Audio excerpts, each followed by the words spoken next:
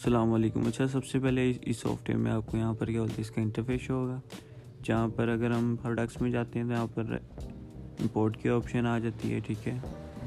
Bar code की option आ जाती है, क्वांटिटी की ऑप्शन आ जाती है, एडजस्टमेंट की, स्टॉक की। और अगर हम इसकी क्या बोलते हैं प्रोडक्ट्स की ऐड पे जाते हैं तो यहाँ पर सबसे पहले आपको शो होता है इसका नाम वगैरह, टाइप, कोड और अलग इसका।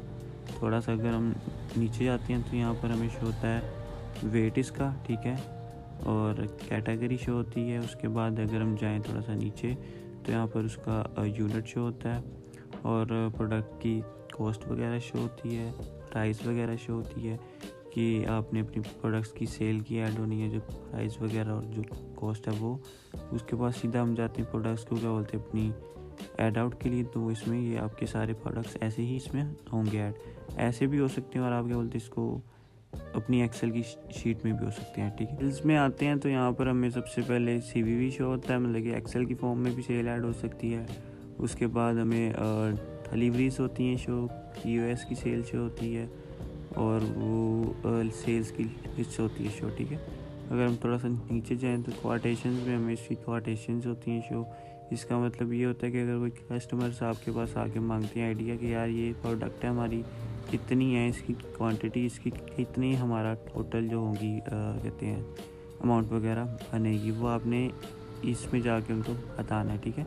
इसका ये होता है कि वो क्वांटिटी से नहीं ख़त्म होती, लेकिन आपको एक और कस्टमर को क्या बोलते हैं ना, हो जाता है आइडिया कि भाई ये है, इतनी इसकी पेमेंट हो रही है। अगर आपने स्लिप वगैरह भी इसमें से क्या बोलते हैं निकाल के पकड़ानी है तो वो भी इसमें से हो जाएगी। यहाँ से आपके प्रोडक्ट्स ऐड होंगे और वो नीचे आपको टोटल उसकी क्या बोलते हैं अमाउंट वगैरह हो जाएगी शो, ठीक है। शिपिंग के भी चार्जेस आप इसमें ऐड हो सकते हैं, ये उसको एक आइडिया हो जाएगा कि इतनी मेरी टोटल अमाउंट बनेगी। उसके बाद परचेजेस में आ जाते हैं हम। परचेजेस में आते हैं तो इसके अंदर हमें सबसे पहले इसकी शो होती है परचेजेस की लिस्ट शो होती है। परचेज को एक्सेल शीट में भी हम ऐड आउट हो सकते हैं। परचेज में आते हैं तो यहाँ पर आपने सबसे पहले सप्लायर का नाम लिखना है, स्टेटस लिखना है, फिर उसके बाद सारी आपकी इसमें आइटम्स ऐड होंगी, आइटम्स के बाद क्वांटिटी ऐड होगी।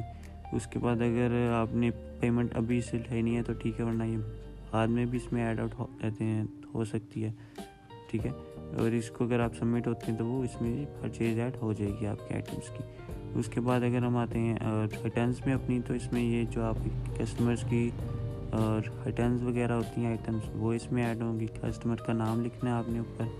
उसके बाद आपने उसकी आइटम सारी यहाँ पर होनी है सिलेक्ट। एक आइटम आपको मैं दिखा देता हूँ, ठीक है। क्वांटिटी आपने होनी है कि कितनी क्वांटिटी उसकी वापसी हमारे पास आ गई है वो।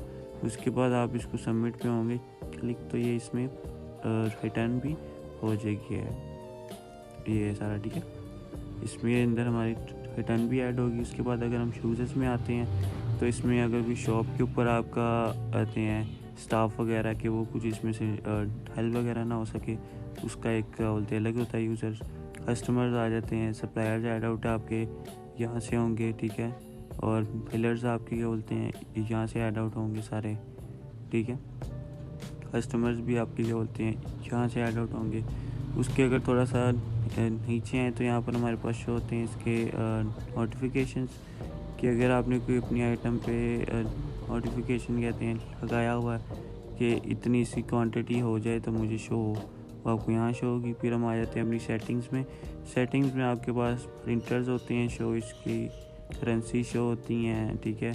एक्सपेंसेस की रिपोर्ट्स होती है, ब्रांड्स और सॉरी जितने यूनिट्स आपके यहाँ पर ऐड होंगे, एक्सपेंसेस होंगे यहाँ से ऐड, ठीक है।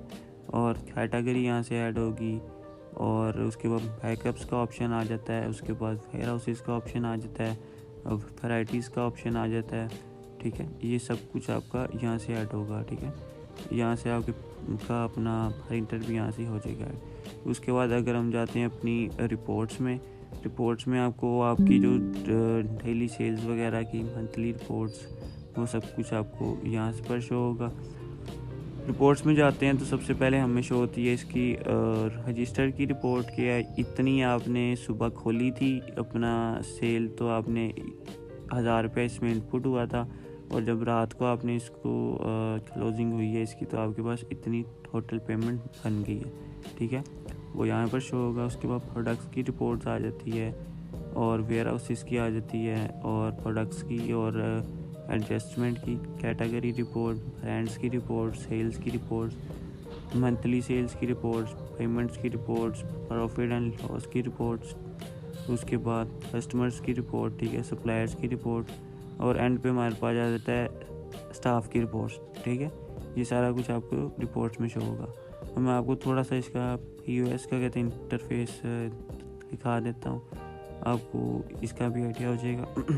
और आप अपने प्रोडक्ट्स को स्कैन आउट भी हो सकते हैं, सर्च भी हो सकते हैं, और ये साइड पे भी आपको सारे शो हो रहे हैं, ठीक है। और सबसे ऊपर आपको कस्टमर्स आपके सारे होंगे शो। अब यहाँ से आपने अगर कोई कस्टमर आप अपना होते हैं सेलेक्ट, तो उसका ये होगा कि अगर वो आपसे क्या बोलते हैं कोई भी उधार वगैरह होता है तो वो आपको शो हो जाएगा एंड पे, ठीक है। ये यहाँ से एक प्रोडक्ट आ गई, उसकी मैंने क्वांटिटी यहाँ पर क्या बोलते लिख दी। पेमेंट में जाता हूँ, अगर आपसे उसने कहते उधार होना है तो आप यहाँ पर क्या बोलते हैं कुछ भी ना लिखें। अगर कोई कस्टमर आया तो वो आपको पेमेंट होनी है तो वो आप यहाँ पर लिख के इसको सबमिट कर दें। यहाँ पर आपकी उसके बाद स्लिप हो जाएगी शो, ठीक है। अगर आपने इसको प्रिंट आउट होना तो वो भी हो सकते हैं, अगर प्रिंट आउट आपने नहीं होना तो वो भी कहते ओके, ठीक है। ये यहाँ पर आपको शॉप का नाम वगैरह शो होगा, अपनी एड्रेस, फ़ोन नंबर और नीचे सारा कुछ कस्टमर्स का। अगर वो आपसे क्या बोलते हैं उधार होता है तो वो कस्टमर्स में जाके उसका उधार पे आउट हो जाएगा।